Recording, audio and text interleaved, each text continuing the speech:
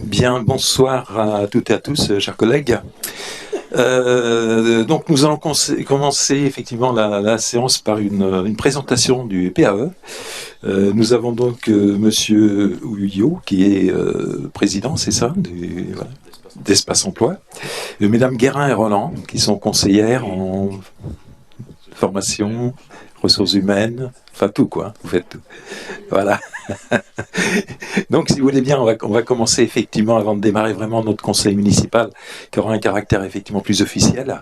On va commencer par votre présentation. Donc, on a l'occasion d'échanger un petit peu avant de commencer la séance. Effectivement, une présentation que vous souhaitez un petit peu courte, sachant que le temps est compté. On a à peu près 30 minutes devant nous, afin de pouvoir répondre à toutes les questions qui émergent de nos collègues élus. Voilà. Merci beaucoup. Je vous passe la parole donc. Merci bien. Merci à tous. Bonsoir. Ça fonctionne ou pas? Oui, ça fonctionne. Okay, très bien.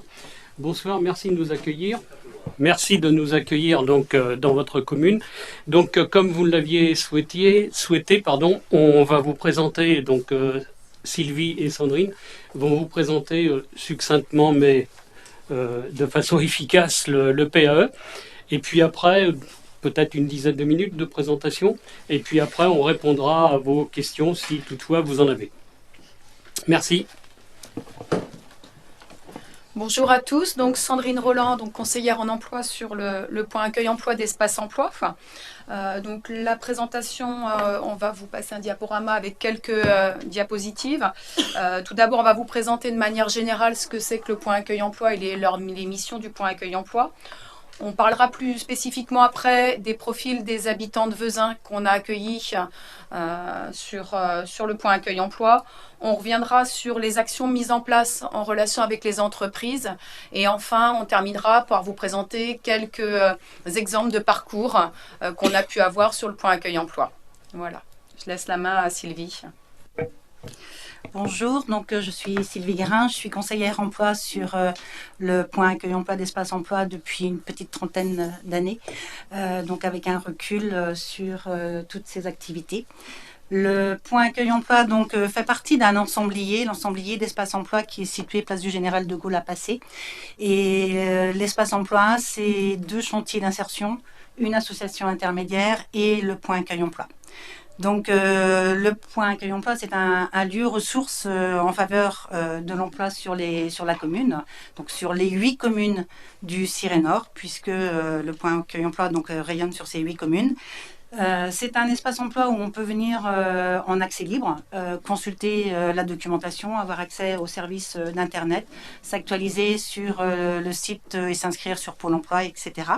Donc, on peut venir aussi donc, sur rendez-vous, où là, on est sur des entretiens plus individualisés pour tout ce qui va être un accompagnement dans les démarches, donc en lien avec l'emploi, par des entretiens individualisés avec un référent, que ce soit Sandrine ou moi-même, et bientôt une nouvelle collègue qui est arrivée depuis ce matin, qui s'appelle Christine, et qu'on vous présentera peut-être un jour.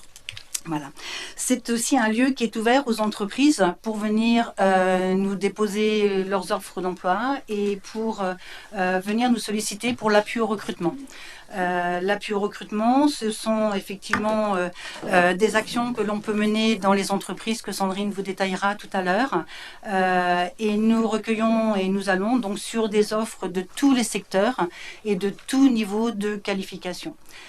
Avec l'idée effectivement d'aboutir sur la présentation de candidats vers du CDI, du CDD, de la mission vers l'association intermédiaire éventuellement, et aussi de la découverte de stages si besoin pour des personnes qui peuvent être en recherche de projet. Près d'un candidat sur 2 présenté par Espace Emploi et recruté, nous sommes sans prétention sur de la qualité et peu quantitatif, parce que l'idée c'est pas de présenter 5 candidats pour un poste, mais d'essayer d'être sur du 1 pour 1 pour ensuite effectivement réévaluer les compétences demandées par l'entreprise. Par rapport aux habitants, donc sur le point accueil emploi sur l'année 2021, on est encore sur les bilan de 2021, nous avons accueilli 325 personnes. Ça a représenté à peu près 2400 entretiens réalisés sur tout le secteur du Ciré Nord. Et ça a concerné donc 49 habitants nouvellement accueillis sur le point accueil emploi de Vezins, pour un total à peu près de 386 entretiens, principalement donc sur tout ce qui va être de la proposition d'offres, hein, de l'orientation, de l'accompagnement au CV, de l'accompagnement à la formation, du suivi en emploi, puisque l'idée c'est aussi d'aller dans les entreprises pour assurer de la médiation à l'emploi. La plupart des habitants, plus de la moitié des habitants sur Vezins en tout cas, sont mobiles puisqu'ils ont un permis et un véhicule. Les autres sont plutôt en transport en commun et on a recensé une personne en scooter sur cette année.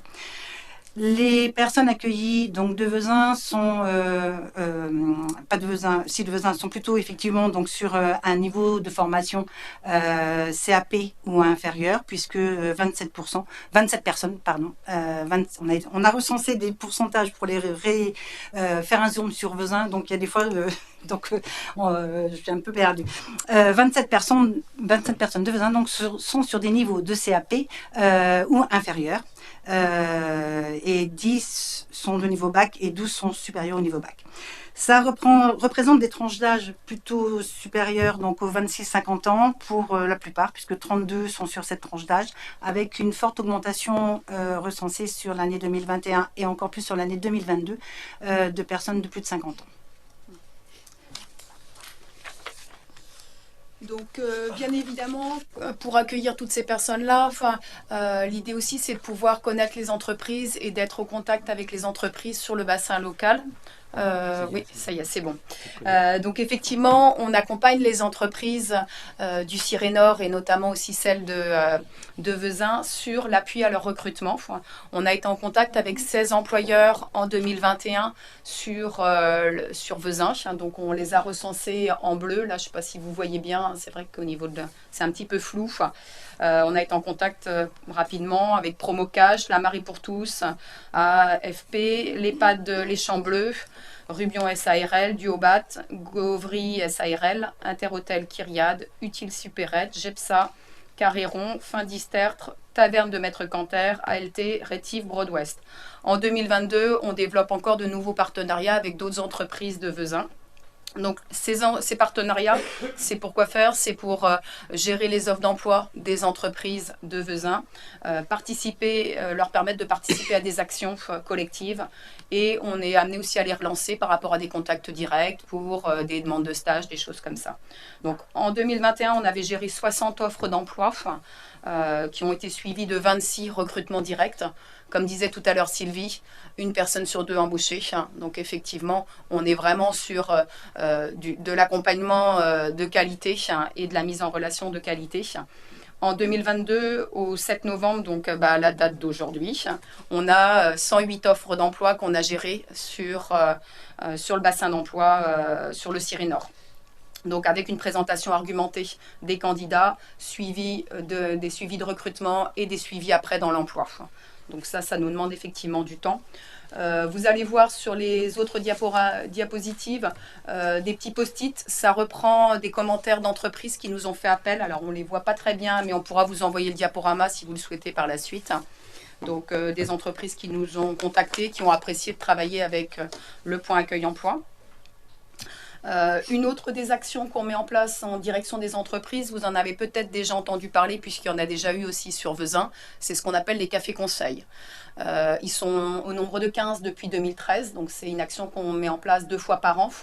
Donc ça a réuni 417 candidats donc, sur l'ensemble du Ciré Nord, 138 employeurs qui ont participé à ces actions-là et 611 entretiens.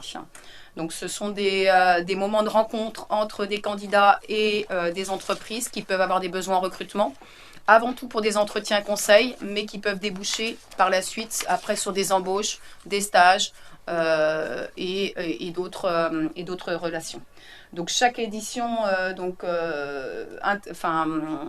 peut être à chaque endroit du territoire. Et là, dernièrement, on vous a mis la photo du Café Conseil qui a eu lieu le 24 mars à Parthenay-de-Bretagne. On va un petit peu innover en fin d'année puisque on va faire ce qu'on appelle des cafés conseils in situ, c'est-à-dire qu'au lieu de les faire dans une salle communale, on va les faire au sein d'entreprises avec des entreprises partenaires. Donc là, la prochaine action a lieu le 30 novembre et va se passer dans les locaux d'IKEA avec 5 entreprises de passé qui ont des besoins en recrutement. Donc l'idée, effectivement, c'est que chaque entreprise puisse présenter ses besoins, son secteur d'activité et rencontrer différents candidats. Donc voilà, c'est quelque chose qu'on expérimente pour un petit peu innover. Parmi les autres actions collectives qu'on organise en faveur des habitants de Vezins, on a organisé le forum de l'évolution professionnelle en février 2022 sur Passé. En février 2023, il aura lieu sur votre commune, sur Vezins. Donc ça a lieu le 3 février 2023 et le 2 février 2023.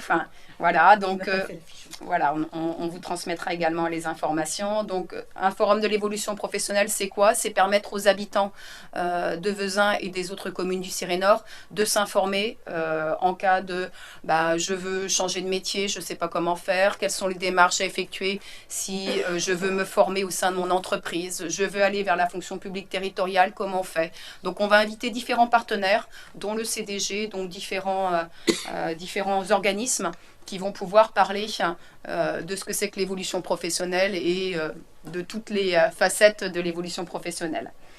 On organise régulièrement aussi des visites d'entreprise 4 à 6 par an. La dernière qu'on a organisée, c'était le 15 septembre, c'était à Promocash. Donc ça a réuni 5 demandeurs d'emploi qui venaient d'un peu partout pour pouvoir découvrir aussi l'activité de Promocash, rencontrer le directeur et pouvoir après, ça a permis justement, on expliquera après, ça a permis de déboucher sur une embauche concrètement. On organise aussi à la demande des entreprises des informations collectives. Des informations collectives au sein d'Espace Emploi, dans nos locaux ou au sein des entreprises pour que les entreprises puissent présenter leur activité, les métiers qu'ils ont. Parce qu'on sait bien qu'il y a des secteurs d'activité où c'est difficile de recruter. Et comment donner envie aux demandeurs d'emploi, si ce n'est déjà en leur présentant l'entreprise, les spécificités, les conditions de travail. Donc là, par exemple, on vous a mis la fiche de Fleet Service Group qui recrutait des commerciaux sédentaires. Voilà. Pour finir, on vous a mis quelques parcours donc, pour illustrer ce qu'on vient de dire. Donc, donc en partant effectivement des entreprises de Vezins qui ont des propositions, donc c'est vrai qu'on a eu Martin très récemment, donc qui habite à Rennes et qui travaille maintenant sur la commune de Vezins.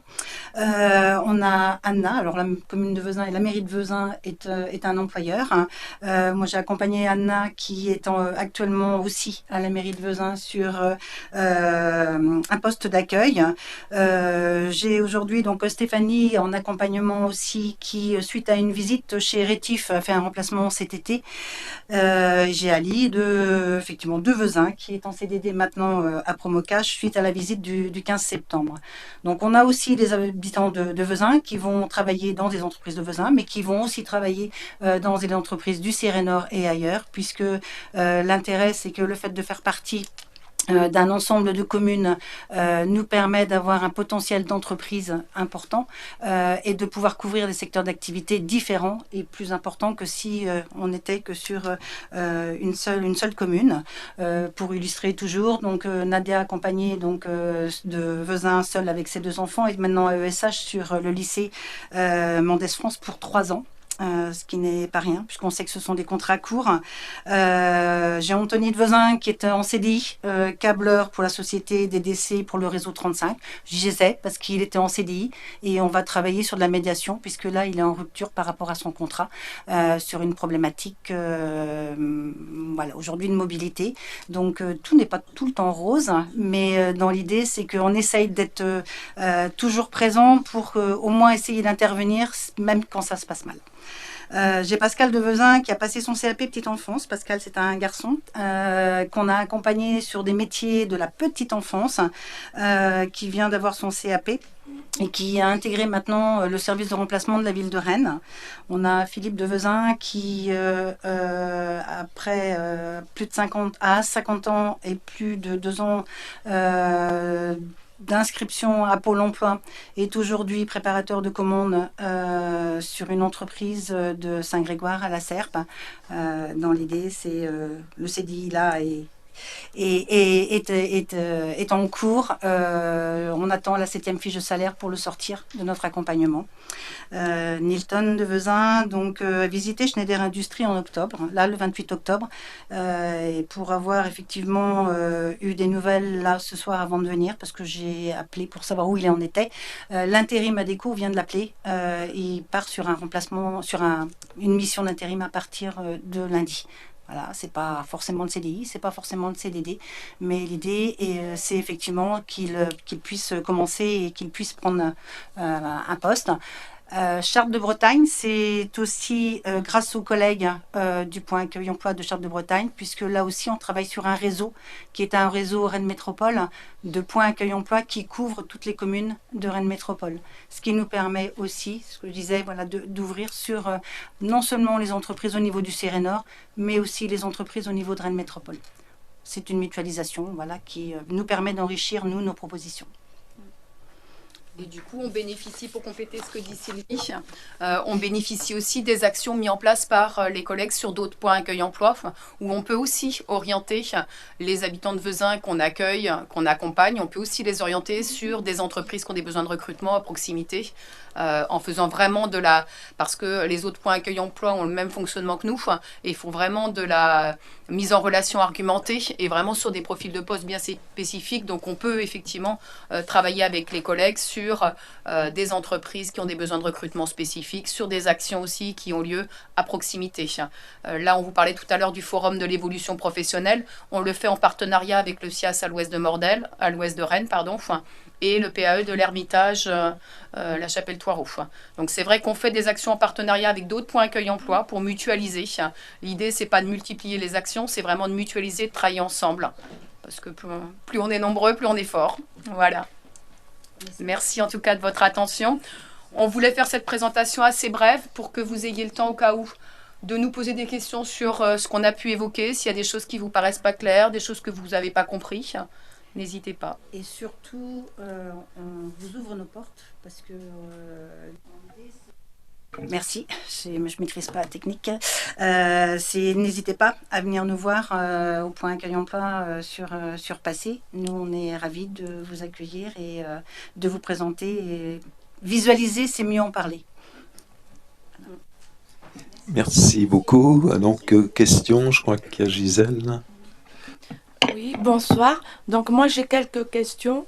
Concrètement, je souhaiterais savoir quel est le nombre de personnes ayant eu un CDD et CDI pour 2021 et pour 2022, nombre précis, réel, et je souhaiterais savoir quel est le type de communication que vous allez effectuer quand vous allez faire votre action sur Vezin-le-Coquet début 2023. Deux questions en une.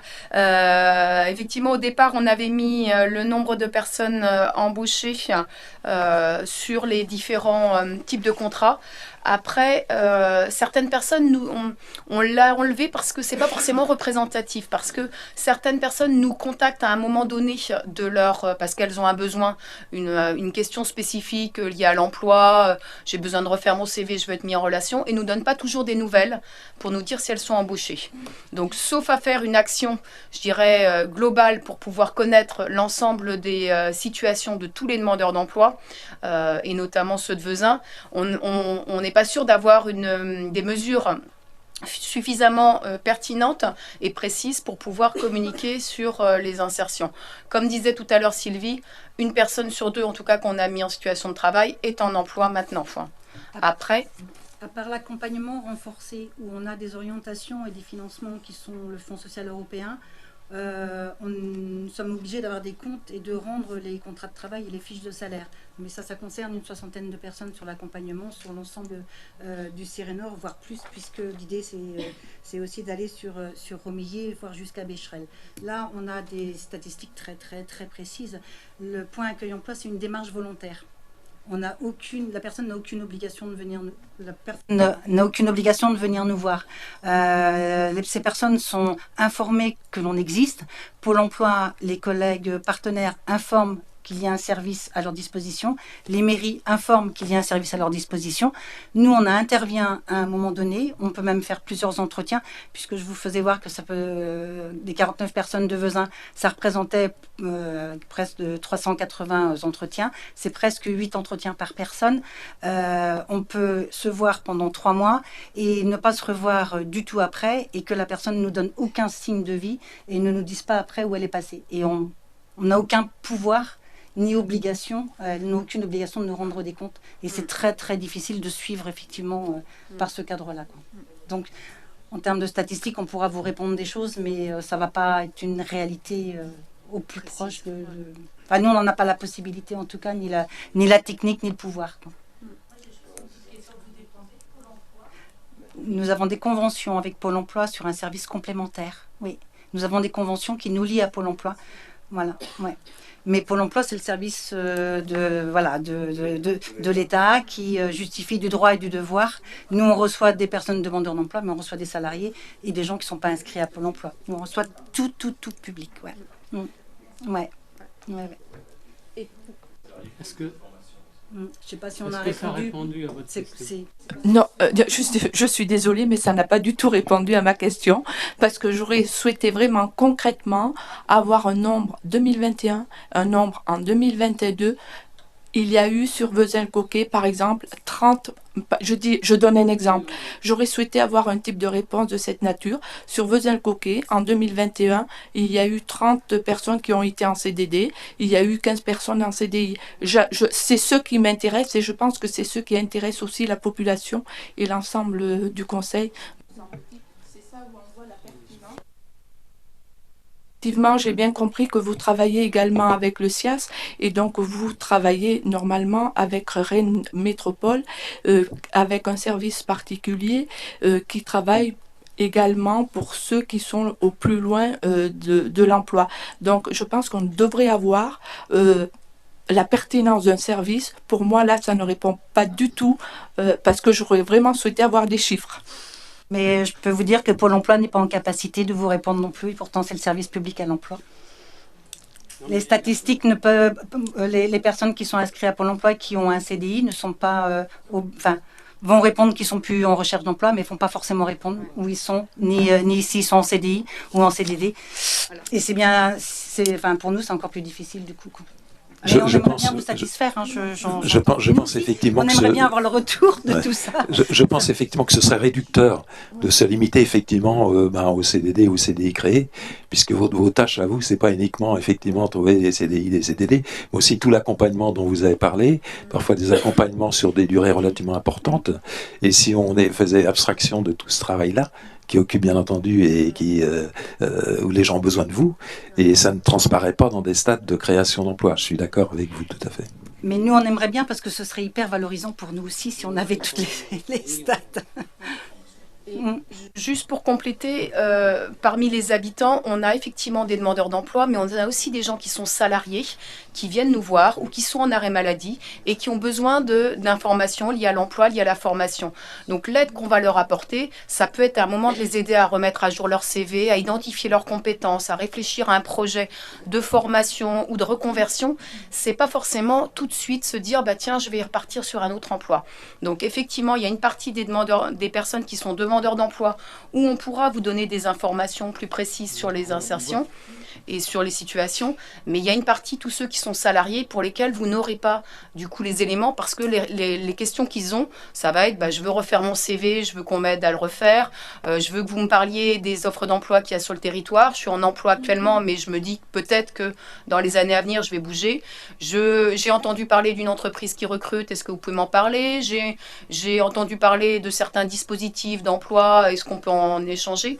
toutes ces questions-là, effectivement, vous n'aurez pas la réponse dans les insertions. Mais effectivement, on peut sortir des chiffres, ça, on va vous donner des c'est éléments, tout à fait mais possible. le travail est beaucoup plus vaste que ça. Ouais. Quoi. Voilà, ça ne s'arrête pas juste au CDD et CDI. Quoi. Voilà, ça va un peu plus loin que ça. Quoi. Mais il y a un accompagnement qui est fait, c'est la différence. Tout à fait compris, l'accompagnement, les différents dispositifs mis en place et tout, mais selon les situations que je rencontre, notamment lors des demandes de logement, beaucoup n'ont pas d'emploi et ceux qui souhaitent, eux, c'est comment ils vont manger le matin, midi et soir. Donc eux, c'est l'emploi. L'accompagnement, oui, mais la priorité, c'est vraiment trouver un emploi. Oui, j'entends bien. Mais là, pour le coup, là, c'est vraiment notre mission, quoi. Hein, vraiment et on n'attend qu'une chose, c'est de recevoir ces gens-là. Quand vous les avez vraiment, faut les guider, les orienter à Espace Emploi. Là, pour le coup, c'est vraiment là, pour le coup, on est vraiment dans le cœur du métier, de notre métier, et voilà, c'est vraiment ça. Quand vous avez des informations comme ça, c'est Pôle Emploi, Espace Emploi, pardon, à passer. Et pour répondre, pour compléter un peu l'information par rapport à Pôle Emploi, on travaille avec eux, mais c'est vraiment, on rentre, c'est plus fin, quoi. Voilà, on est vraiment au détail avec la personne. C'est vraiment un complément qu'on fait par rapport à Pôle Emploi. C'est un complément de proximité sur de l'individuel. C'est vrai que Pôle emploi et les collègues de Pôle emploi n'ont pas la capacité de gérer un portefeuille de 200 personnes. Aussi bien et avec autant, effectivement, nous on a de la chance, on a du temps qu'on peut consacrer aux gens. Et s'il faut y passer 1 heure, on y passe 1 heure.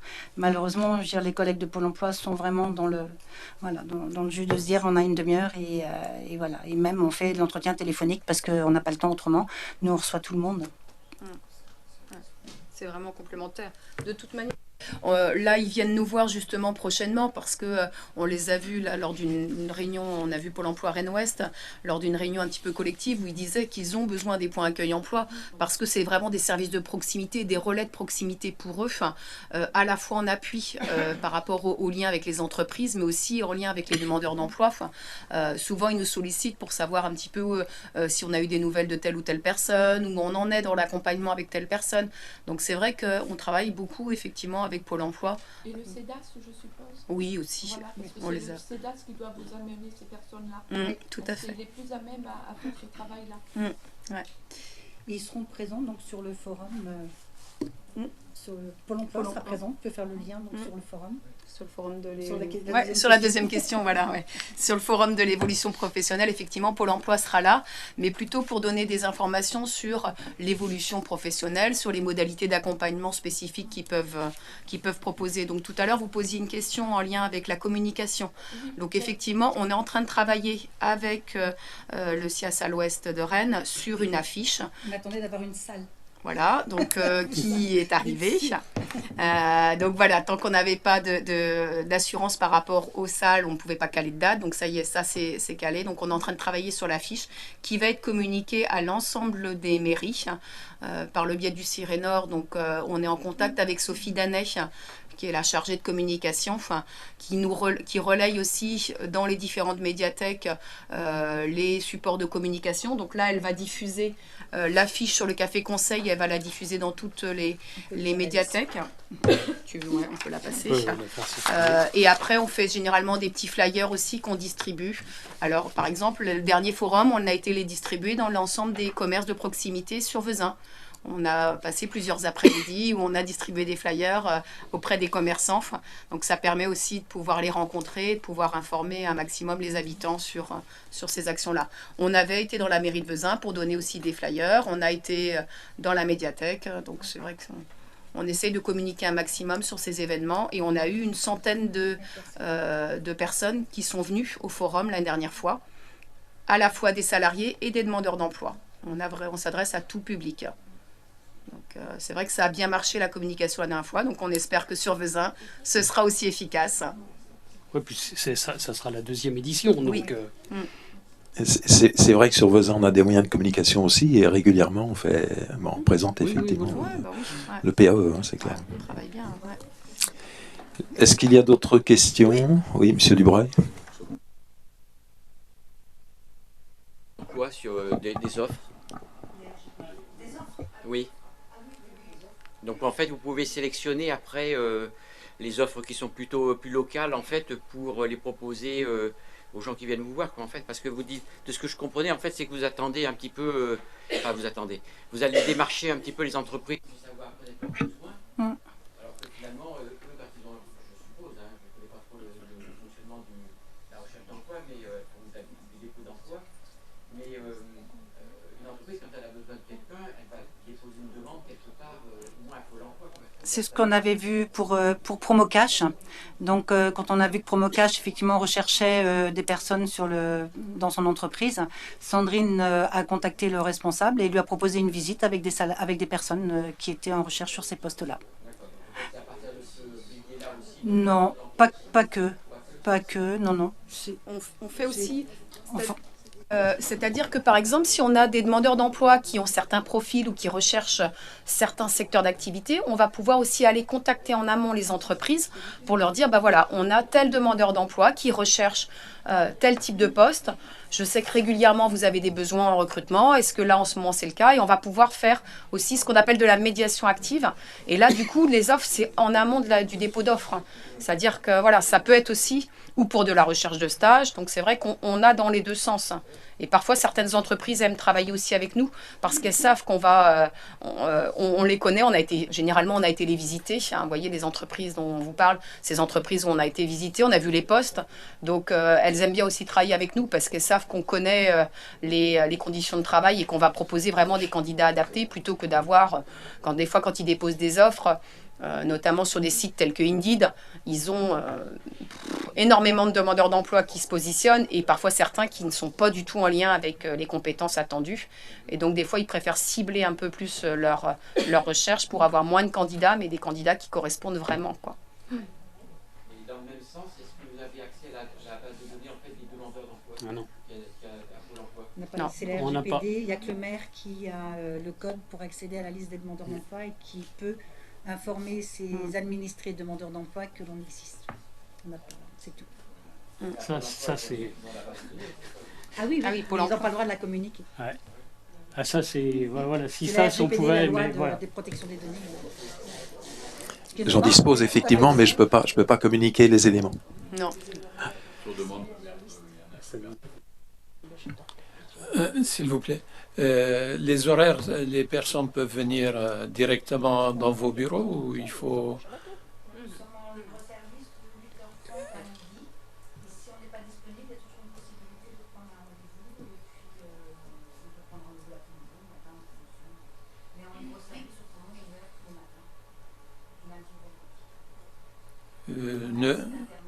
D'accord.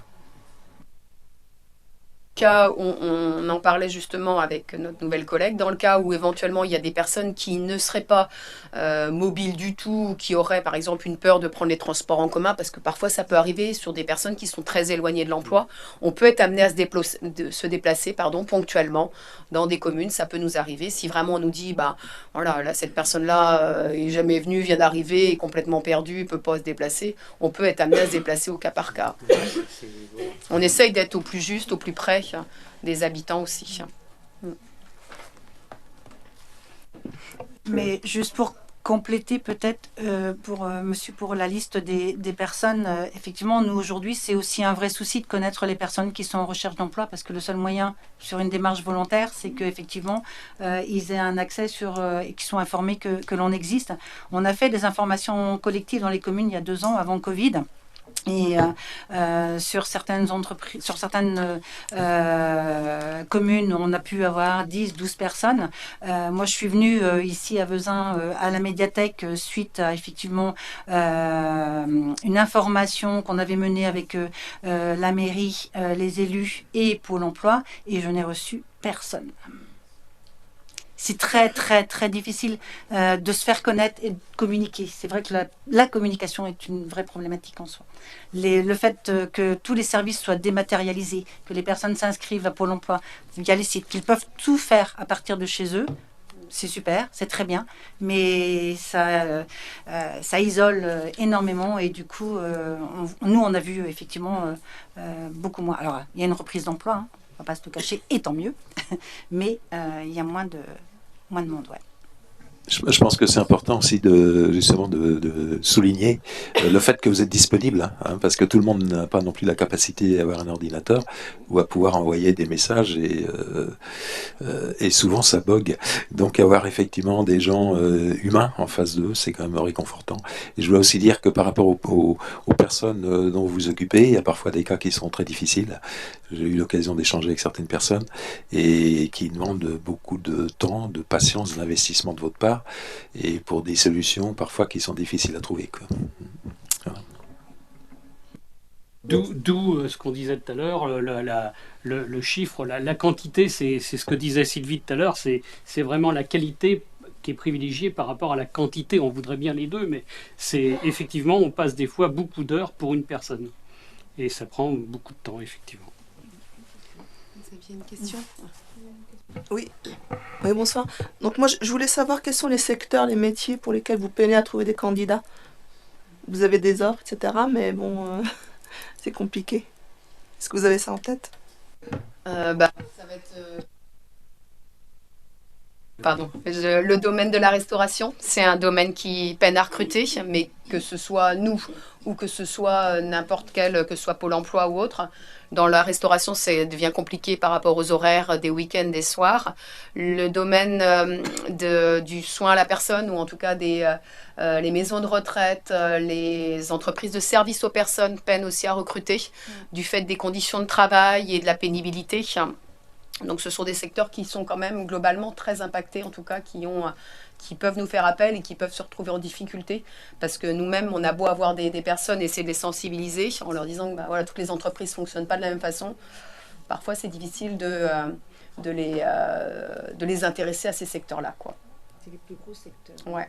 Et donc justement, pour parler des maisons de retraite, l'EHPAD des Trois Chênes à Passé viendra au Café Conseil qu'on organise fin novembre, justement pour communiquer, ouvrir ses portes, expliquer un petit peu la façon dont il fonctionne. Donc on est ouvert tout à fait à faire ça avec les autres entreprises qui ont des difficultés de recrutement. Alors, je suppose que le SIAS à l'ouest de Rennes va venir parce qu'il se plaint pas mal qui n'ont pas de personnel. Donc j'espère qu'ils seront présents. Dommage. pas sur cette action, parce qu'en fait, Ouais.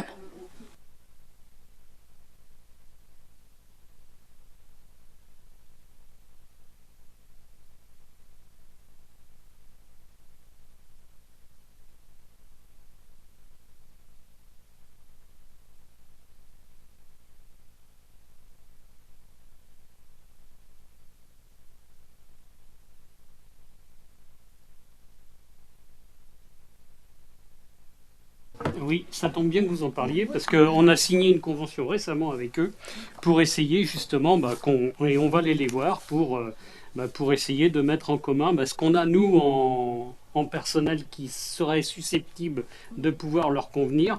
Et puis, mais uniquement pour les communes, c'est parce qu'on est sur un autre, on a chacun nos territoires. Et donc le SIAS de Mordel, nous on ne va pas empiéter sur le territoire de Mordel. Donc on va pouvoir, pour les communes de Vezin, pour l'aide à domicile notamment, communes de Vezin et Saint-Gilles. Voilà, les deux communes là sur lesquelles on peut travailler. Alors effectivement, quand on aura une personne qui sera sur Vezin, ça ne restera pas forcément sur Vezin.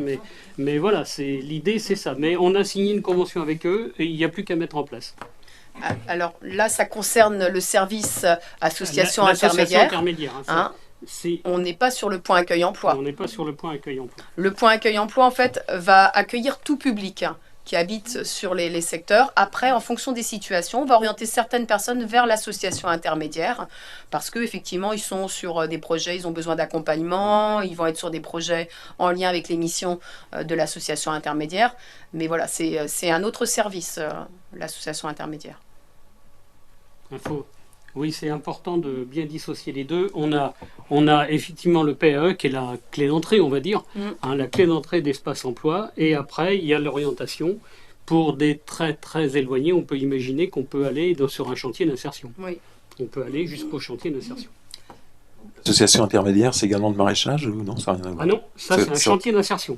Ah d'accord. Voilà, on a 2 chantiers d'insertion et l'association intermédiaire, c'est la mise à disposition de personnes éloignées, j'aime pas trop employer ce terme, accompagner des gens qui sont peut-être qui ont peut-être des difficultés, ça fait un moment qu'ils recherchent un emploi, et là on les met, et là ça va être, je pense qu'on en a pour votre commune. Hein, oui. Enfin voilà, moi j'ai pas là. Ce sont des outils que l'on a à notre disposition au niveau du point accueil emploi pour activer la remise en emploi des personnes que l'on peut avoir effectivement, qu'on peut rencontrer, passer par un chantier d'insertion, une association intermédiaire pour ensuite aller vers un CDD ou un CDI. Effectivement, ça peut prendre 2 ans sur un parcours, mais les étapes effectivement de mise en situation intermédiaire vont permettre effectivement d'aboutir sur le long terme. Le point accueil emploi utilise ces outils-là. C'est-à-dire que voilà. Contrairement, juste pour terminer là-dessus, contrairement au point accueil emploi où on disait qu'on pouvait recevoir les personnes 8 fois en moyenne, peut-être par rapport, l'association intermédiaire va les voir beaucoup plus, va avoir un accompagnement beaucoup plus soutenu, avec un travail sur la mobilité, avec un travail sur la formation, avec un travail sur différents outils, sur l'organisation familiale, des choses comme ça, pour pouvoir après occuper un poste dans de bonnes conditions. Ce qu'on ne va pas faire sur le point accueil emploi. Est-ce que vous avez d'autres questions ? Je ne sais pas s'il y a d'autres questions. Le temps passe vite et c'est vrai que on avait dit effectivement une demi-heure. Oui, j'ai entendu Gisèle. Effectivement, on avait dit une demi-heure. Allez, une petite dernière pour Aurélie. Avec une réponse oui ou non, s'il vous plaît. Non, mais c'est plutôt peut-être une remarque un peu ouverte. C'est vrai que sur Vezins, je m'occupe de la mobilité et c'est vrai que c'est une des discussions que j'aimerais avoir avec vous aussi sur la capacité qu'ont nos chercheurs d'emploi ou des reconversions à trouver de l'emploi par ici. On peut avoir des difficultés à aller à passer. Je sais qu'il y a beaucoup d'habitants qui me font remonter qu'on manque en fait de transport en commun pour aller à passer.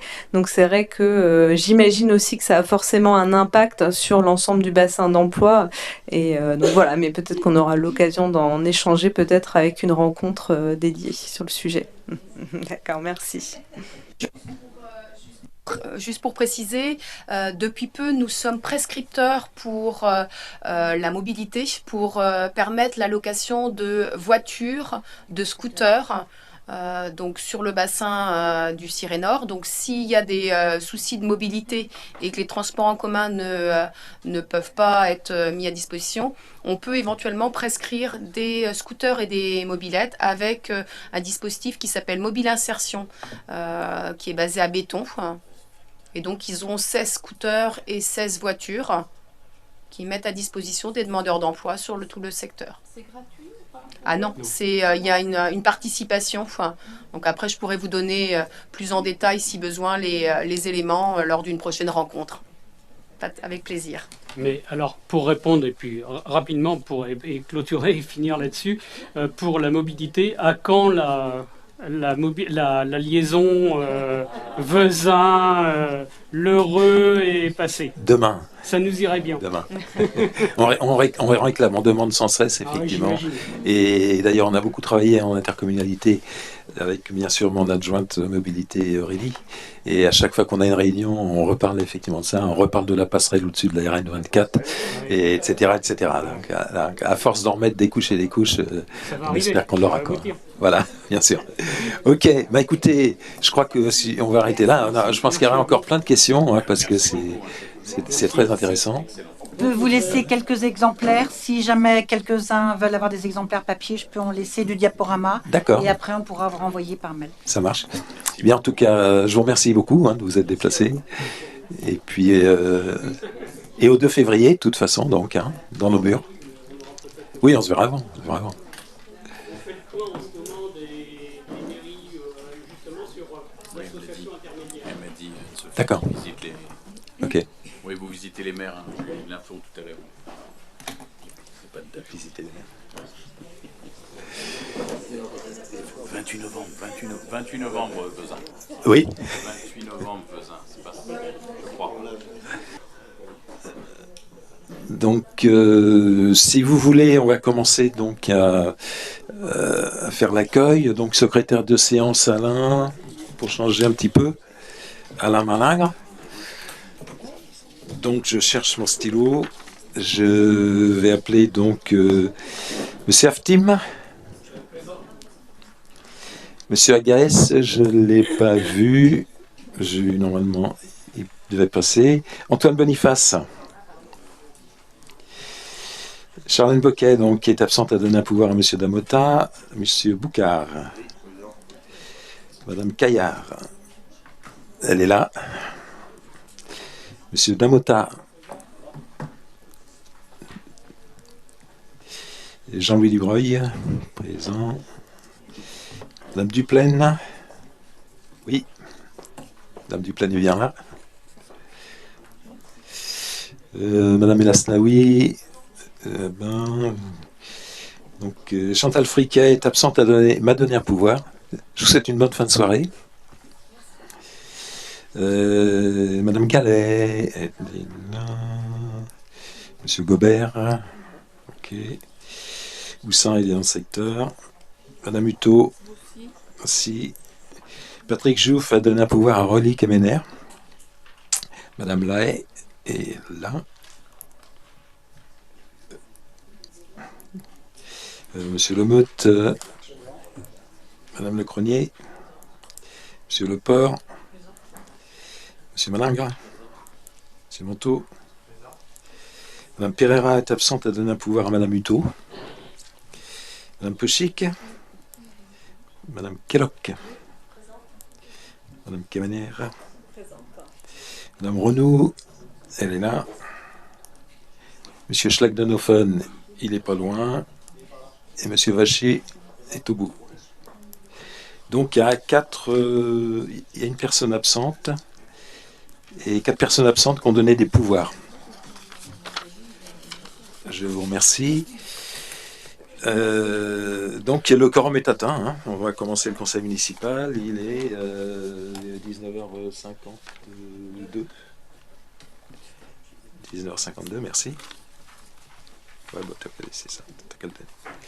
Donc on va commencer. Hein. On a Madame Bélanger a beaucoup travaillé puisqu'il y avait quelques PV qui avaient pris du retard pour les explications qu'on vous avait données, à savoir des problèmes au niveau d'absence d'emploi, de turnover de certaines personnes. Donc on va commencer par le PV du 16 mai 2022. Est-ce que vous avez des commentaires? 16 mai. Pas de commentaires. Je vous remercie. Adopté. La séance du 20 juin 2022, est-ce qu'il y a des commentaires? Pas de commentaires, donc adopté, je vous remercie. Et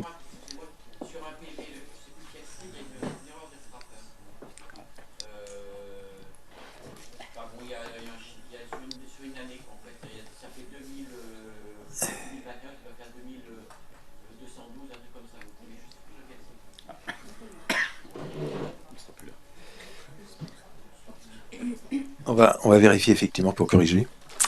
Et enfin le dernier, donc c'est le PV, dernière version, à savoir un PV qui est allégé. C'est pas de notre fait, c'est une nouvelle réglementation.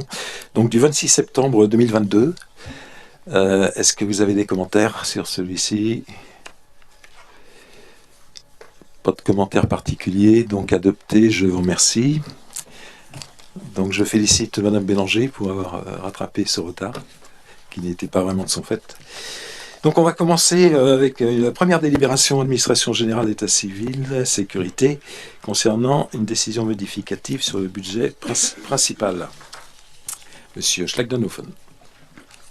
Alors, c'est délibération donc modificative, décision modificative numéro 2 par rapport au budget principal 2022. Lors de sa réunion du 19 octobre 2022, la commission Finances, Administration Générale, État Civil, Sécurité a procédé à l'examen d'ajustement des crédits votés au budget primitif 2022 de la commune, à savoir en fonctionnement et en investissement. En fonctionnement, Afin de répondre aux besoins supplémentaires liés à l'augmentation du point d'indice et au remplacement d'agents en arrêt maladie, en section de fonctionnement, dépenses au chapitre 12, charges du personnel, article 64-131, rémunération non titulaire plus 20 000 euros, et parallèlement au chapitre 022, dépenses imprévues, article 022, moins 20 000 euros. En investissement, afin de prendre en compte la nécessité de rectifier la répartition des crédits entre deux opérations concernant les travaux de réhabilitation et d'accessibilité du complexe sportif, section d'investissement, dépenses, opération 185, complexe sportif en matière de construction, article 21 318, moins 100 000 euros, qui sont affectés à l'opération 195, accessibilité, article 21 58, autres installations techniques, pour 100 000 euros. Il est proposé au conseil municipal d'adopter pour l'exercice 2022 les modifications budgétaires précitées. Est-ce que vous avez des questions? Non, donc ça a été vu bien sûr en commission finance. Donc est-ce que tout le monde participe au vote? Est-ce qu'il y a des abstentions? Des votes contre? Ok. Donc, décision adoptée à la majorité. On va passer à la seconde délibération, l'indemnité de gardiennage. Indemnité de gardiennage de l'Église. C'est un point qu'on voit tous les ans. En application des dispositions des circulaires du 8 janvier 1987 et du 29 juillet 2011, le montant de l'indemnité allouée aux préposés chargés du gardiennage des églises communales peut faire l'objet d'une revalorisation annuelle. Il est proposé au conseil municipal de maintenir pour l'année 2023 l'indemnité annuelle pour le gardiennage de l'église à la somme de 479,86 €.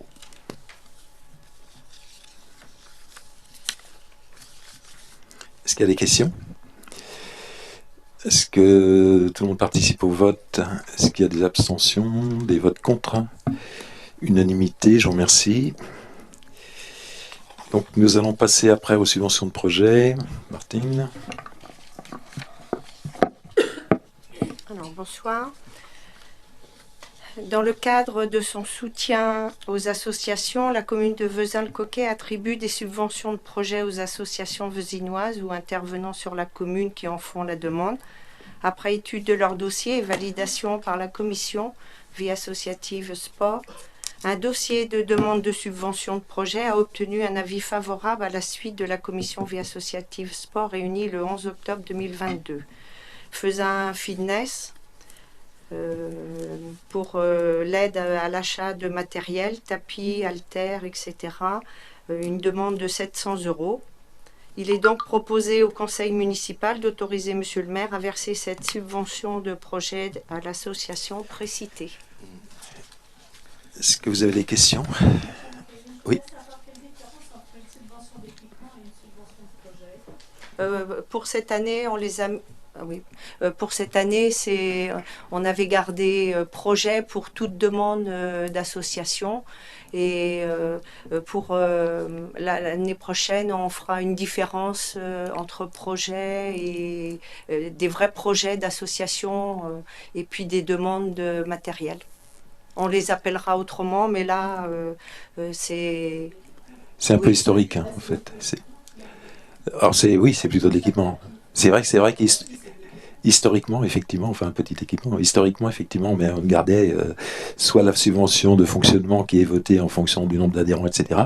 Et le reste était considéré comme soit une subvention exceptionnelle ou une subvention de projet, ou une subvention à but caritative. Il faut utiliser un mot pour représenter les différentes associations, c'est un peu ça, dans le terme projet.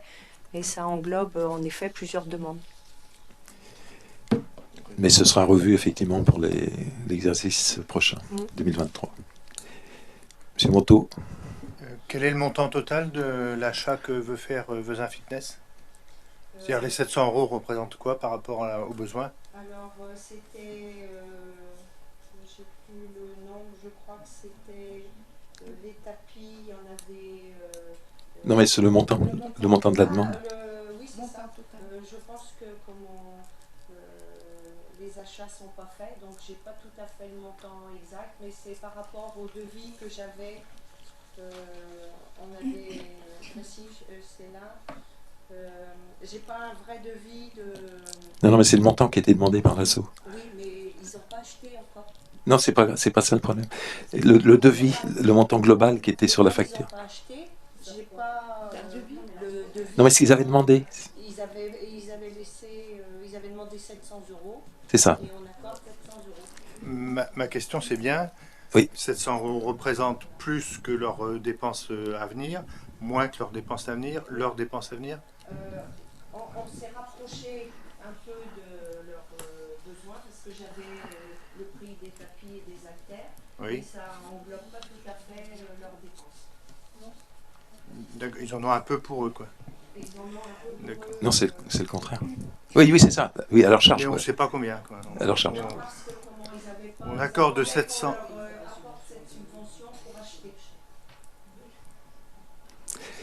Moi, avant d'avoir une subvention, c'est rare, j'en ai plus, mais je sais, j'ai des devis de mes prestataires, mes fournisseurs, et donc je sais combien je vais dépenser. Sinon, c'est pas logique. C'est quand même l'argent du contribuable. Mmh. De septembre, là, ils ont eu beaucoup d'inscriptions et ils se sont trouvés en manque de tapis. Et donc c'est une demande qui a été faite là rapidement, mais Non, si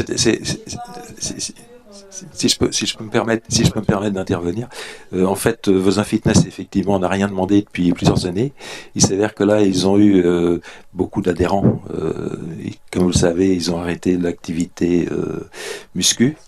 Et donc, ils avaient besoin de plusieurs tapis. Et le montant qui est ici, les 700 € correspond effectivement à leur demande. C'est-à-dire qu'on n'a pas dit on va vous verser que 500 sur les 700, compte tenu effectivement de leur situation de trésorerie et aussi du fait qu'ils ont augmenté les effectifs et qu'ils n'ont rien demandé depuis plusieurs années. Hein. C'est ce qui a été. 125 adhérents, ils explosent, ils n'ont plus de place. Là. Il faut avoir séance.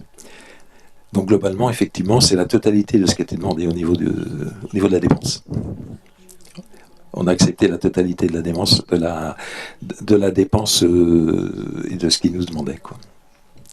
Donc en général, on verse un peu moins. Plutôt que de débattre, mais on pourrait pas, comme pour la gym, chacun son tapis acheté personnellement? Ben, on n'en est pas là, hein. On essaye d'aider les associations et d'aider aussi les gens. Tous les gens n'ont pas obligatoirement, une fois qu'ils ont payé leur adhésion, les moyens d'acheter du matériel.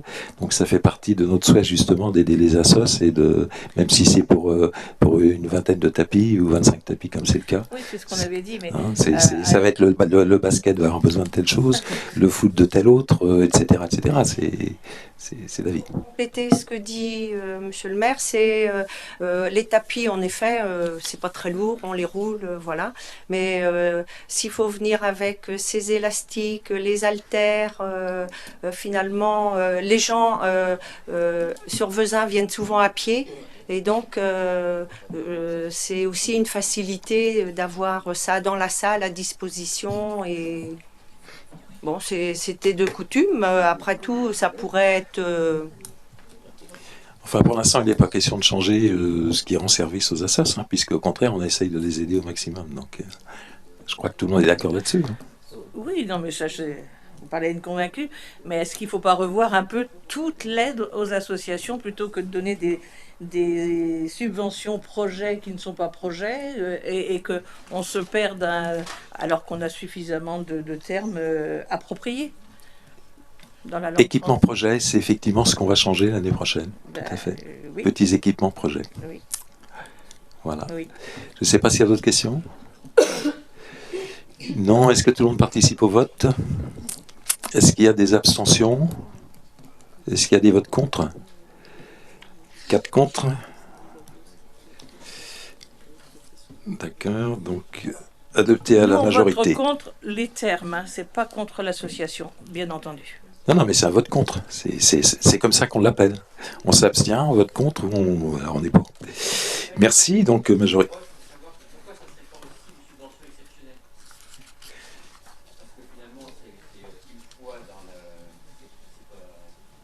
C'est pas un projet, c'est clair. L'équipement, on n'en parle pas. Mais pourquoi ça n'a pas été classé en subvention exceptionnelle aussi? Parce que c'est des subventions, historiquement, et subventions de petits équipements, subventions de projets, c'est effectivement dans le même... c'est appréhendé de la même façon. Ouais, bon. Voilà. Mais on vous dit que ça va changer l'année prochaine. On aura effectivement une dénomination différente. Bien, on va passer justement à une subvention exceptionnelle. Dans le cadre de son soutien aux associations, la commune de Vezin-le-Coquet peut attribuer des subventions exceptionnelles aux associations vezinoises qui en font la demande, après étude de leur dossier et validation par la commission vie associative sport. L'association musicale de Vezin, AMV, a déposé un dossier pour demander le soutien de la municipalité concernant un problème de trésorerie à la suite de la rupture conventionnelle avec un salarié, je crois qu'il s'agit de 2 salariés. Ce dossier de demande de subvention exceptionnelle a obtenu un avis favorable à la suite de la commission vie associative sport réunie le 11 octobre 2022. Il est proposé au conseil municipal d'allouer une subvention exceptionnelle de 2254 € à l'association musicale de Vezin. Il est donc proposé au conseil municipal d'autoriser monsieur le maire à verser cette subvention exceptionnelle à l'association précitée. Est-ce qu'il y a des questions? Est-ce qu'il y a des abstentions? Des votes? Qui serait intéressante, peut-être. Alors donc j'étais pas à la commission qui en a débattu. Par contre, peut-être que ça pourrait être rappelé là. En fait, ils demandent donc une subvention par un personnel. Et, on dit qu'ils ont des difficultés de trésorerie. Quelles sont ces difficultés? Et quel est le montant en fait qu'ils doivent au titre? Le montant est de 2254 €.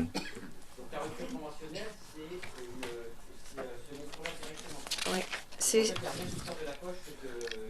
Non. Alors il faut savoir, si je peux me permettre d'ajouter un petit commentaire, Martine, lorsque les associations ont des salariés, on protège entre guillemets justement ces problèmes soit de licenciement, de rupture conventionnelle, et on leur laisse une trésorerie qui permet de justement faire face à ce genre de choses. C'est ce qui a été le cas là, c'est-à-dire qu'on laisse effectivement une certaine enveloppe qui permet de faire face à ces aléas. Pour la sécurité aussi des animateurs. Dans ce cas présent, effectivement, au niveau de l'enveloppe qui est destinée à cette sécurité, il y a également les 2254 qu'ils ont payés, qu'on leur rembourse pour qu'ils se retrouvent, puisqu'ils ont embauché des salariés. Hein. Il y a une rupture conventionnelle pour différentes raisons, mais ils ont rembauché effectivement des animateurs.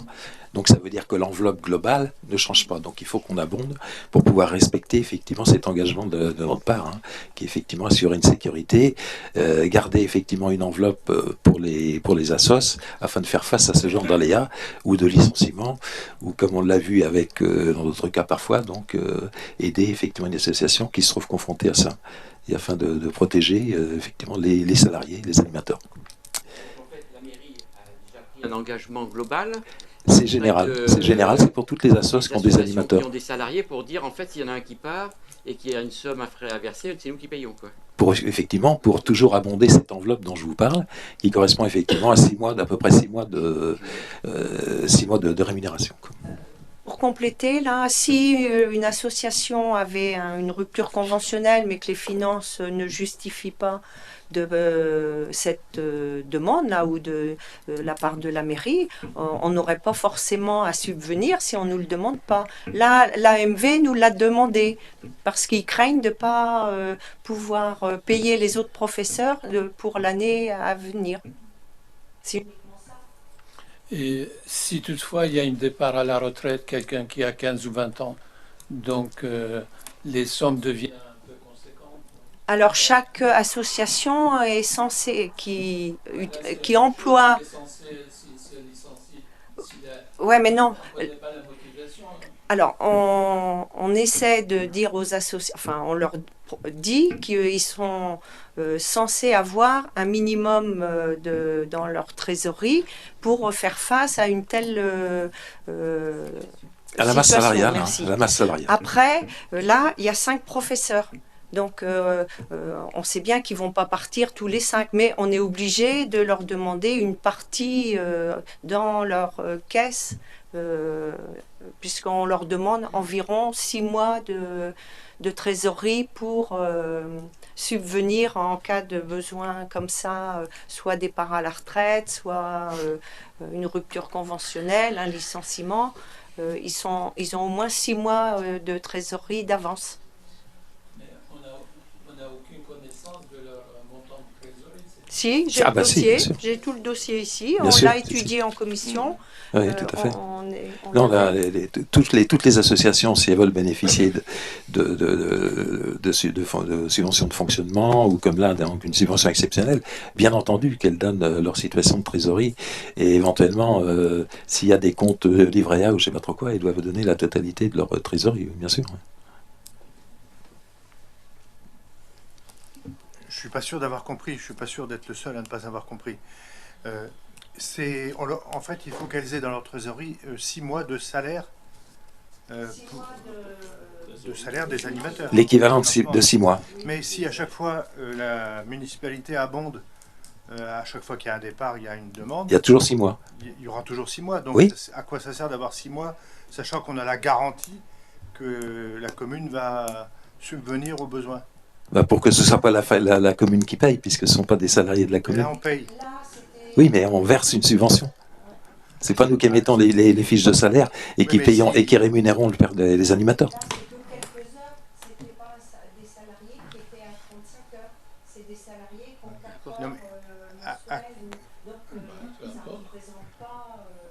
À quoi sert cette cagnotte de 6 mois de salaire? C'est dans les règles des associations avec salariés. Donc à quoi elle sert? C'est une règle, d'accord, mais une règle qui sert à quoi? À protéger effectivement les animateurs et les. Utiliser cette somme, puisque de toute façon c'est la commune qui paye. C'est ça que j'arrive pas à comprendre. Chaque année, il y a effectivement un topo qui est fait par rapport à la masse salariale de N-1. Non, mais on la donne pas forcément cette aide-là. On la donne pas, c'est parce que cette association nous l'a demandé par rapport à sa trésorerie. C'est ce que je disais tout à l'heure. Une association qui a une trésorerie, il y a des associations qui ont plus de 10 000 euros et 13 000 euros en caisse. Si un départ en retraite ou un départ suite à une rupture conventionnelle, la mairie n'aurait peut-être pas besoin de subvenir pour financer ce départ. Là, c'est les finances de cette association qui les mettrait en difficulté si on n'intervenait pas. Et notre rôle de soutien aux associations, c'est justement qu'en cas de rupture conventionnelle ou de démission, on soit là à subvenir pour ne pas mettre en difficulté financière l'association. Et donc quel est le contrôle que vous avez exercé sur ce départ? Non, parce que moi, je vais aller dire à toutes les associations d'embaucher mes copains qui vont démissionner au bout d'un certain temps et qui vont toucher de la part de la commune les indemnités. Non. Donc il faut quand même un contrôle. Non, pas d'indemnité de la part de la commune. Non, mais les associations doivent avoir un minimum en trésorerie de l'équivalent de 6 mois de salaire, de la masse salariale. C'est tout, il faut s'arrêter là. Donc nous, on est responsable. De toute façon, s'il y avait un clash au niveau d'une des associations, ça signifierait que l'association, elle est morte, hein, c'est clair. Donc notre devoir à nous, c'est d'une part de les aider dans leur fonctionnement et de les soutenir lorsqu'ils ont un problème de licenciement, ce qui arrive très très rarement en fait. Hein. C'est très rare qu'il y ait des indemnités de licenciement. C'est souvent l'animateur qui démissionne parce qu'il a des projets plus importants que de travailler pour quelques heures par semaine.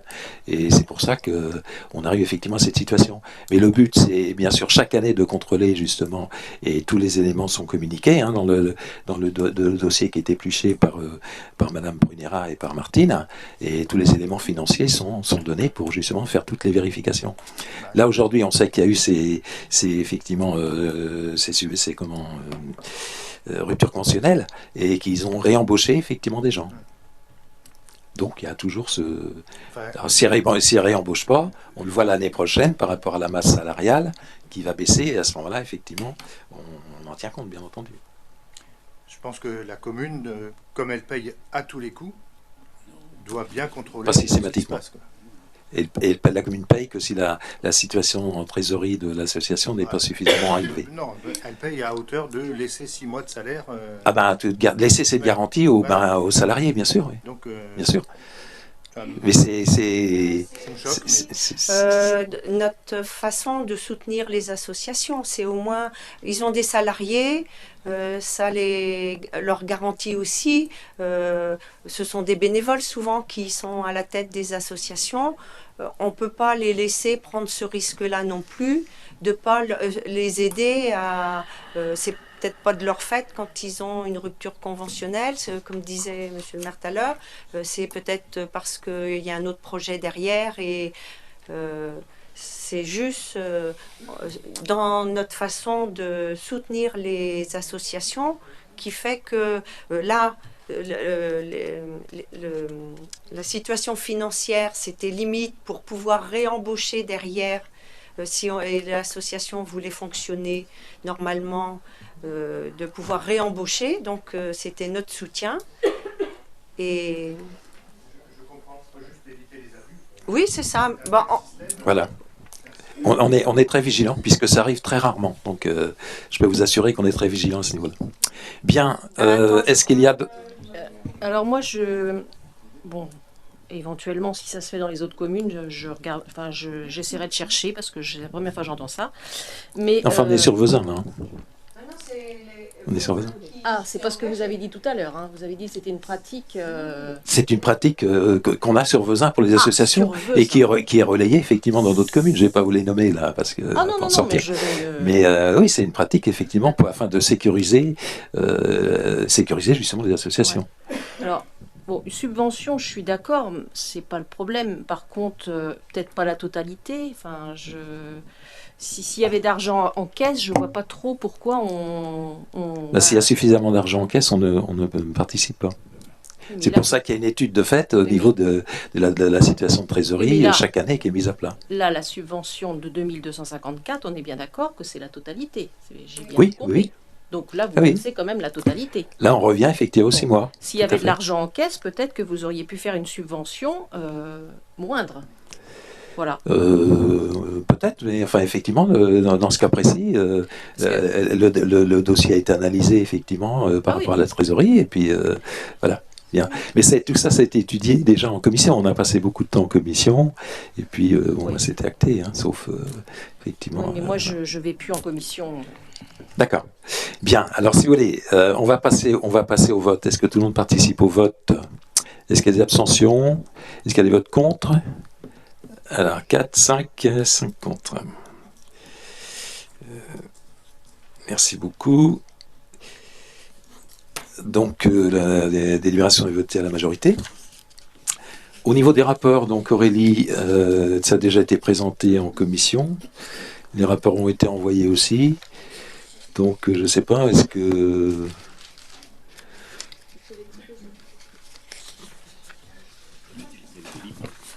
Alors, lecture de la délibération. Donc, il est rappelé à l'article L 5211-39 du Code général des collectivités locales, suivant lequel le président de l'établissement public de coopération intercommunale adresse chaque année, avant le 30 septembre, au maire de chaque commune membre un rapport retraçant l'activité de l'établissement accompagné du compte administratif arrêté par l'organe délibérant de l'établissement.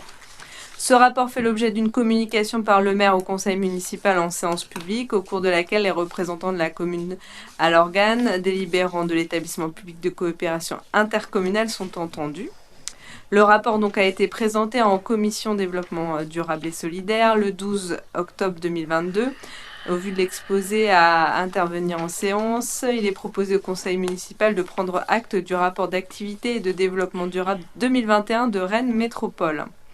Donc, sachant qu'une synthèse du rapport d'activité vous a été envoyée et sera mis en ligne sur notre site internet.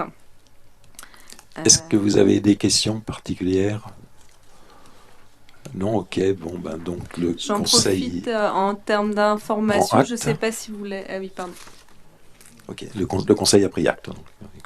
Oui, tout à fait. Pour information, je sais, il y avait plusieurs d'entre nous qui avions participé à la convention annuelle des élus municipaux de Rennes Métropole. Donc la date a été arrêtée sur le samedi 10 décembre. Donc il y a une première prise de date qui a été donnée. On va recevoir une invitation plus officielle. Donc c'est vrai que c'est une journée entière avec des ateliers et c'est vrai que c'est un moment pour échanger sur plusieurs thématiques des compétences qui ont été attribuées à Rennes Métropole. Donc je vous invite à y participer, c'est très enrichissant. Bien, on va passer donc au deuxième rapport. Il s'agit du rapport sur le prix et la qualité du service d'eau potable pour 2021. Donc le rapport sur le prix et la qualité du service public d'eau potable qui est prévu par l'article 73 de la loi 95-101 du 2 février 1995, dite de la loi Bernier, permet de faire le point sur la gestion des services d'eau potable sur le territoire de la collectivité d'eau du bassin rennais durant l'année 2021. Il apporte aux usagers et aux collectivités acheteuses les éléments indispensables à leur jugement quant à la qualité du service rendu et facilite l'exercice d'une vigilance démocratique sur les relations de la collectivité avec ses différents partenaires. Donc ce rapport 2021 de la collectivité eau du bassin rennais présente l'ensemble des données du service d'eau potable. Et donc ce rapport est mis à disposition du public dans chacune des mairies de la collectivité ainsi qu'à l'hôtel de Rennes Métropole. Donc ce rapport a été présenté en commission développement durable et solidaire le 12 octobre 2022. Et voilà, et donc ce rapport vous a été en plus annexé à l'envoi des pièces jointes de ce conseil municipal. Et donc a fait l'objet d'une très longue discussion et échange en commission. Voilà, est-ce qu'au vu du rapport que vous avez déjà reçu, ou autre d'ailleurs, est-ce que vous avez des questions? Ok.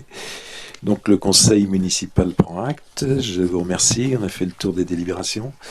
Je vais vous donner quelques informations. Au niveau des décisions donc prises en matière d'assurance, à savoir les décisions prises par délégation, je suis en train de les chercher. Voilà. Donc notamment au niveau du cimetière, communication des décisions prises en matière de délivrance et reprise de concession. Donc date d'achat le 20 juin 2022, il y a une tombe d'achetée, donc je ne vais pas vous donner bien sûr le nom de la personne. Le 21 juillet également une tombe. Le 27 juillet 2022, il y a eu 2 tombes. Et le 27 octobre 2022, 3 tombes. Donc voilà, donc ça fait effectivement 6 et 3, 9. Pardon, 4 et 3, 7, j'ai pu compter. Ça fait 7 achats effectivement de concession. Quand je parle de tombe, il s'agit de concession. Et autrement, donc, communication prise en matière d'assurance.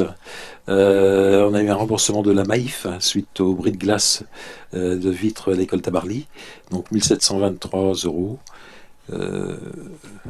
Voilà, donc on avait payé bien sûr dans un premier temps, on a été remboursé ensuite par notre assurance. J'ouvre d'ailleurs un petit peu la parenthèse là, parce qu'il y a une vitre de la mairie dans le sas d'entrée qui est cassée déjà depuis plusieurs semaines. Et en fait, les commandes bien sûr ont été faites très rapidement. Il y a énormément de retard au niveau des livraisons de glace et de vitres, ce qui fait que c'est pas qu'on l'a oublié, mais on pourra changer que lorsqu'elle arrivera. Donc la commande a été faite en temps et en heure, mais c'est très très long actuellement. Voilà, c'est tout ce que je voulais vous dire. Est-ce qu'il y a des questions?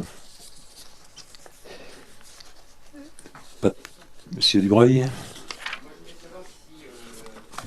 Il y avait eu un retour en fait de l'architecte du restaurant scolaire sur les propositions en fait de réduction de coûts. Alors effectivement, on l'a rencontré et on va le rencontrer de nouveau, je ne sais plus, c'est dans les 15 prochains jours, je crois, pour effectivement affiner encore, hein, puisque comme vous le savez, malheureusement, on est arrivé à des montants que la commune ne peut pas supporter. Donc on a des plans d'économie, c'est pas encore suffisant, donc on va effectivement le rencontrer encore prochainement pour baisser encore effectivement le projet, ou du moins différer donc certains investissements qui étaient prévus. Donc on vous redonnera une information lorsque ce sera un peu plus précis. Et donc, qu'est-ce qu'ils ont fait comme proposition? Les propositions actuelles, de toute façon, il n'y en a pas 150. Hein, si vous voulez effectivement dégager les millions qui dépassent complètement notre budget. Bon, moi, c'est de différer l'étage, hein, la salle effectivement à l'étage, et se poser la question par rapport à la mise à niveau de la salle du conseil municipal. Hein. Voilà. Et à partir de là, il y a d'autres points qu'on aborde, qu'on discute, etc. Mais tout sera détaillé et vous aurez effectivement, dès qu'on aura fini un travail d'un peu plus d'élaboration, vous aurez des retours, bien évidemment. Mais en l'état actuel, c'est pas encore suffisant. Et d'autre part, vous m'aviez dit en fait que vous nous donneriez les chiffres donc d'élèves d'élèves en fait dans les années à venir. Oui, écoutez, moi je vous ai parlé de l'Audiard. Hein. Bah oui. Voilà, je peux vous donner ça si vous voulez. Allons-y. Je vais les faire passer.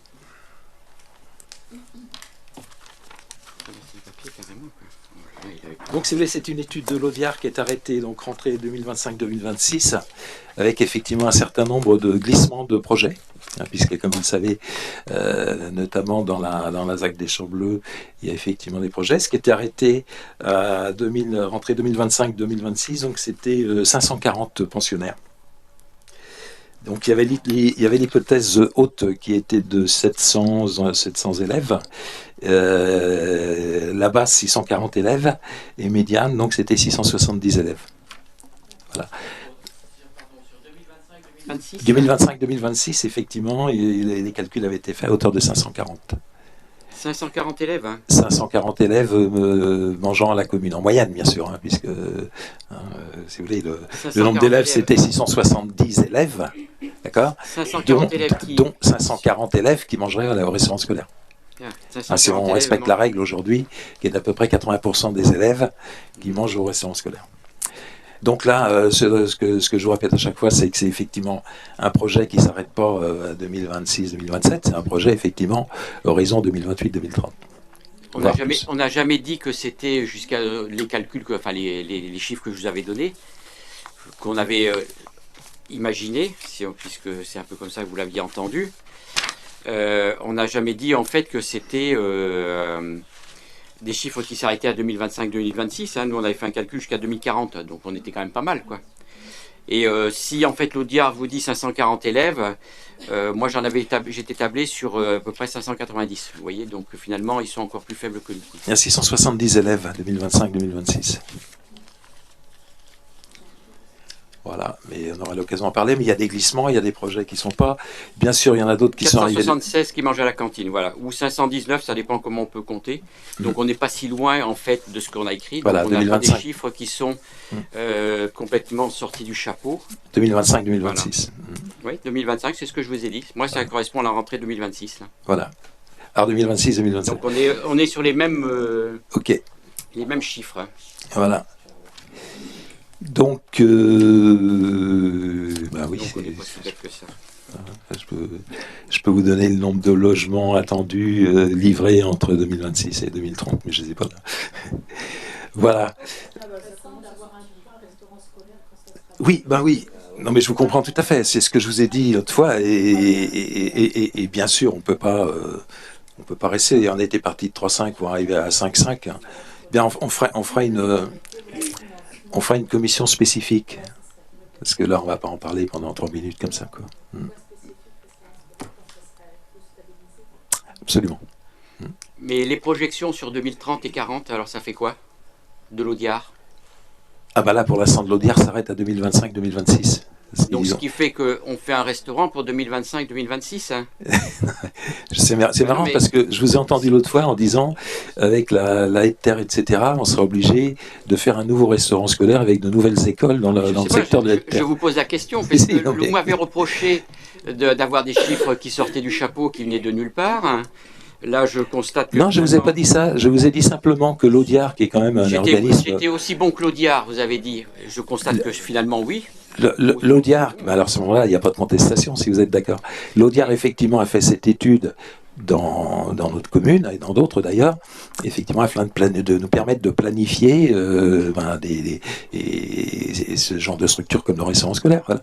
À partir de là, nous, on travaille sur tout ce qui est prévu par rapport à l'augmentation de la population aux horizons 2028-2030, et effectivement, 550 à peu près en 2025-26, faire un restaurant scolaire qui a effectivement une capacité plus importante pour les années suivantes, sans obligatoirement que le mobilier soit installé, et c'est pas complètement déraisonnable. Hein. Moi, j'ai toujours en mémoire le restaurant scolaire de Nouveau-Tout, qui lorsqu'il a été ouvert était déjà saturé, quoi. Donc la commune de Vezin continue à grandir, hein, on n'y est pas. Là, actuellement, lorsqu'il y a des services, on arrive à des enfants qui sortent de table relativement tard, hein, parce que les services se télescopent, hein, c'est clair. Hein. Je voulais juste apporter que là, en ce moment, actuellement, on est déjà dans une situation qui est tendue au niveau du restaurant scolaire. Hein. Donc, actuellement, les maternelles, pour certaines classes, ils ont une collation le matin pour qu'ils puissent tenir. Donc, c'est les parents qui fournissent les collations. Hein. Et voilà, alors en plus c'est vrai que pour l'équilibre alimentaire c'est pas toujours terrible ce qui est mis dans les collations, mais du coup c'est la solution qui a été mise en place pour que les enfants puissent patienter. Donc c'est vrai que les parents actuellement sont en demande de ce restaurant scolaire, donc il n'y a pas de doute que déjà actuellement... C'est pas du tout ce que j'ai dit.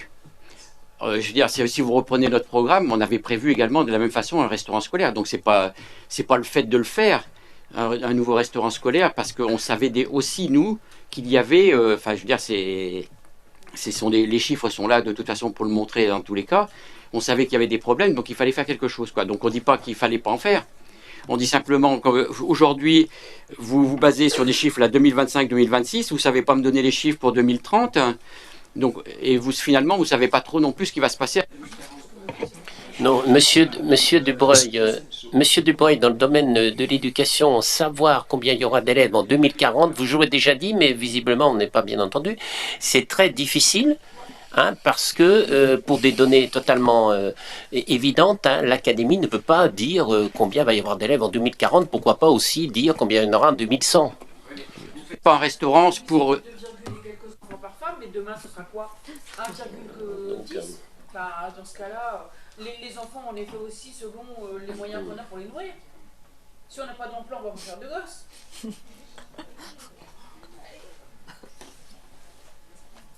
Bien. Et donc, par le coup, en fait, il faut quand même faire une estimation. Les estimations sont faites. Hein.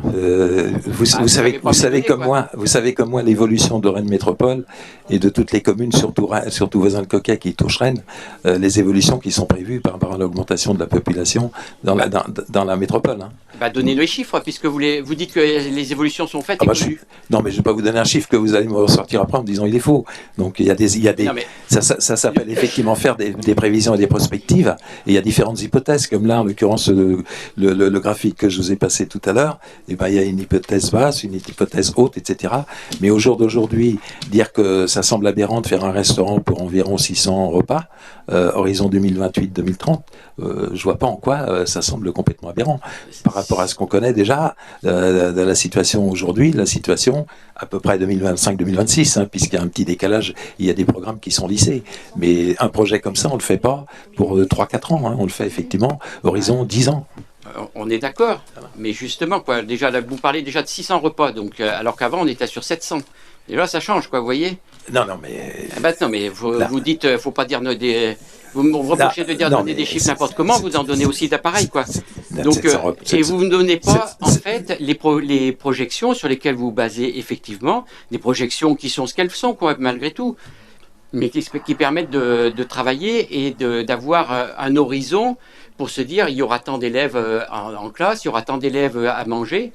Et donc, ça se passera de cette façon-là. Et on travaille sur cette hypothèse-là. On travaille sur une évolution de la population vosinoise, déjà par rapport aux projets qui sont en cours, par rapport à la fin de la ZAC des Champs Bleus, le début de la ZAC de la haie de terre, etc., etc. Il y a effectivement des bosses qui sont solides, puisque le nombre uniquement déjà avec les projets qu'on connaît aujourd'hui, si on ajoute effectivement tout ce qu'il y a dans le tuyau, Nexity pour le contour de l'église, même si c'est quelque chose qui hérisse le poil à chaque fois que j'en parle, mais ça va se faire.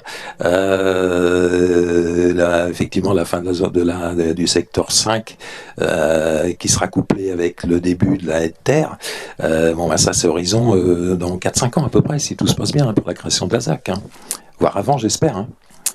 Et il ne s'agit pas de 150 logements, c'est clair. Voilà, donc... La question qu'il faut se poser en amont, c'est est-ce que les classes seront encore suffisantes pour accueillir tout le monde? Disons que, effectivement, horizon 2025-26, oui. Bon, après, effectivement, là, on a le temps de voir. On a le temps de voir venir. Là, c'est demain. Il y aura toujours, effectivement... En 2035. En 2035, il y aura effectivement de nouvelles. Bien avant, il y aura d'autres classes de créer, bien sûr. Mais c'est peut-être ça qu'il faut réfléchir. Enfin, c'était peut-être le. Attendez, parce que là, on est en train de me critiquer, parce que nous prévoyons un restaurant effectivement autour de 650 couverts, bien sûr en plusieurs services. C'est pas 650 endroits à la file indienne. Et d'un autre côté, vous me dites qu'il faut s'organiser pour prévoir les classes en 2035. Alors, je sais pas. Là, c'est un message que je comprends plus là. Moi, j'ai une question qui va changer complètement. J'avais envoyé un mail à tout le monde sur les stationnements de MDPH, parce que souvent on me dit on ne peut pas se stationner des personnes en condition devant les commerces. Ouais. Donc j'ai fait effectivement l'inventaire est bon. J'ai bien vu toutes les places qui sont réservées. Oui. Mais il y a juste un problème, il y a un mais. Dans l'histoire, il y a un mais. Le mardi matin et le vendredi après-midi, les places du parking utile sont prises par les gens du marché. Ouais, alors il faut savoir qu'on ne peut pas faire de place handicapée sur des zones de stationnement en épi. On ne peut pas le faire. Ça, moi, je ne sais pas. Parce qu'effectivement, la place... Parce qu'il y a deux places sur le marché. Il y a effectivement une place près de la pharmacie et une autre place. Mais les deux places du marché, le mardi matin et le vendredi après-midi, où les gens voudraient venir faire leurs courses, ne sont pas accessibles puisque le marché les occupe. Alors c'est vrai que j'y vais moi le mardi matin, j'ai jamais vu le parking plein, ce qui est ouvert, je l'ai jamais vu plein. Non, parce que les parkings sont fermés, il y a des barrières. Non, mais sur la zone qui n'est pas fermée, j'ai jamais vu le parking plein, moi. Non, mais les gens ne... Si. Donc les gens peuvent se garer. Si malheureusement ils ont un handicap, ils peuvent quand même utiliser, quand il y a deux places de parking disponibles, ces places. Les gens ont des marottes. Ils ont un parking réservé là, ils veulent aller là. C'est leur parking réservé. Mais vous savez, malheureusement, c'est vrai que quand on a un handicap, je crois qu'on apprend aussi à vivre, à se débrouiller quand ça n'existe pas, quoi. Donc c'est vrai que les deux places... Pardon ? Non, mais ce que je veux dire, c'est que normalement, déjà, effectivement, devant les commerces, on ne peut pas faire avec les parkings en épi, on ne peut pas faire des places handicapées, ça c'est clair. Sur le marché, il y en a deux, effectivement, le vendredi matin, c'est ouvert, le mardi après-midi et matin, puisque sur le marché, il y a des places. Moi, j'y vais sur le mardi matin, et la place qui est ouverte, c'est jamais la foule, Il y a toujours de la place pour ce matin.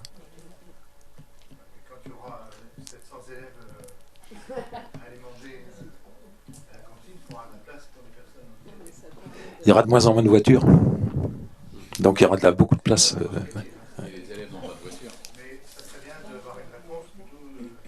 Moi, oui. Bien sûr, mais ça fait partie des études de mobilité. Ça fait partie des études de mobilité, bien sûr.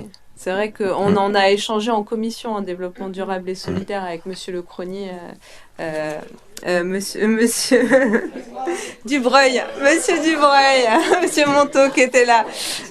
Donc on en a parlé par rapport à l'inventaire l'inventaire des places, hein, parce que c'est vrai que par exemple à côté de la pharmacie, il y en a une qui est toujours accessible.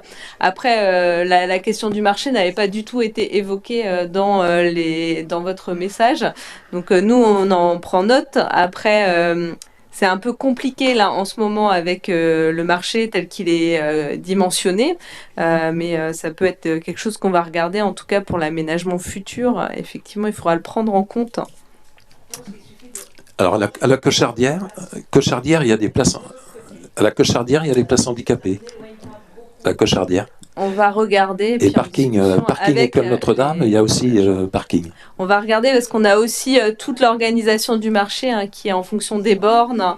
Il y a des bornes aussi voilà, qui obligent les marchands à être à certains endroits. Donc voilà, moi je n'avais pas identifié cette problématique des marchés et de la place handicapée à côté du supermarché utile. Mais les autres places, elles restent accessibles. Voilà. Est-ce qu'il y a d'autres questions ? Non, je vous remercie. Ah, pardon, Clarisse, excuse-moi. C'est un point, hein, c'est pas une question. Donc sur le budget participatif, donc pour rappel, on est encore dans la phase de dépôt des projets jusqu'au 30 novembre. Et donc au dernier conseil, j'avais fait un appel pour la commission extra-municipale qui va étudier les dossiers donc le mois d'après. Et donc j'ai pas reçu de réponse, donc du coup je fais un dernier appel pour vous là, ici devant.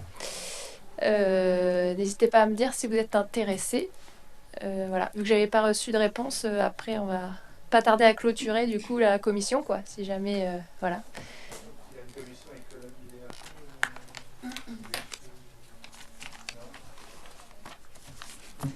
Il y a un groupe de travail, effectivement. Oui, alors, le travail, bien sûr, a déjà commencé. C'était ouvert à une personne de l'opposition, donc je veux bien l'intégrer. C'est vous qui... Je ne sais pas du tout...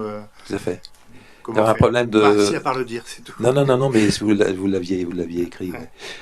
Quand ça avait été, la question a été posée. C'est vrai que les services ont déjà travaillé dans pas mal de domaines et on doit la fixer là. Je ne sais pas si c'est on attendait à la fin des vacances, la semaine prochaine peut-être. Effectivement, il y a déjà eu un gros travail de fait par rapport à une réflexion au niveau de l'utilisation des salles, à savoir essayer de grouper. Je vois nous en mairie, on a quand même énormément de réunions et parfois il y a des réunions où il y a une salle peut-être qui est surdimensionnée par rapport au nombre de personnes, ce qui n'est pas le cas ici. Donc effectivement, la réflexion est lancée, il y a déjà un travail important qui a été fait au niveau des services. Je rappelle aussi que depuis des années existent, contrairement à ce qui m'avait été dit dernièrement, des systèmes au niveau de l'éclairage des salles de sport, qui à 23h coupe, Madame le Cronier, c'est ce que vous m'aviez dit, à 23h l'éclairage est coupé dans les salles de sport. Non mais ça fait des années que ça existe. Si. Ah bah pas toujours, peut-être pas en 36, mais...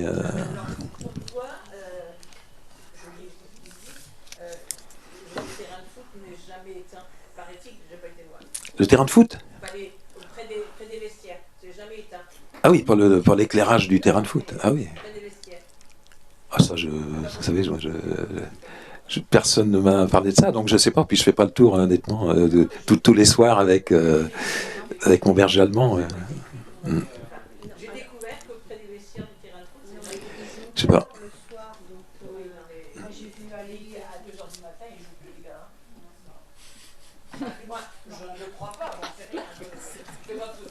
Il y a la 4e mi-temps. Tu rappelles la commission. Rappelle la commission. Voilà. Je voulais vous rappeler que... Je voulais vous rappeler que Gisèle vous invite donc à la commission des affaires sociales qui a lieu le 10 novembre à 18h. Salle Iris. Voilà. Autrement, pardon. Juste une remarque par rapport à ce que disait Aurélie tout à l'heure et l'équilibre alimentaire des moyennes sections, grandes sections en maternelle. Donc je voulais juste dire qu'on était vraiment attentif à ce point-là et qu'on avait donné aux familles une liste avec des produits qui respectent l'équilibre alimentaire, des fruits secs, des biscottes notamment. Donc voilà, je voulais juste donner cette précision-là. Et qu'en plus, effectivement, pour le goûter du matin, la mairie a un stock là aussi de sécurité. Oui. si les enfants n'ont pas de goûter. Donc, Oui, tout à fait. voilà. Ben, je vous... J'ai une dernière date aussi, elle a déjà été donnée, mais le 20 décembre, le soir, il y a un atelier qui est mené par Rennes Métropole, donc en lien avec la mairie, sur le projet de trambus. Donc je vous invite à venir à cette soirée atelier. Et il va y avoir une exposition aussi qui va se faire en parallèle au niveau de la mairie. Je pense qu'elle va être installée. Voilà. Oui, à Vezin. Le trambus passera effectivement dans la zone des Trois Marches, pas dans le centre-ville. Merci. Je ne sais pas dans le public s'il y a des questions. Non. Ben, je vous souhaite une bonne soirée. Merci beaucoup.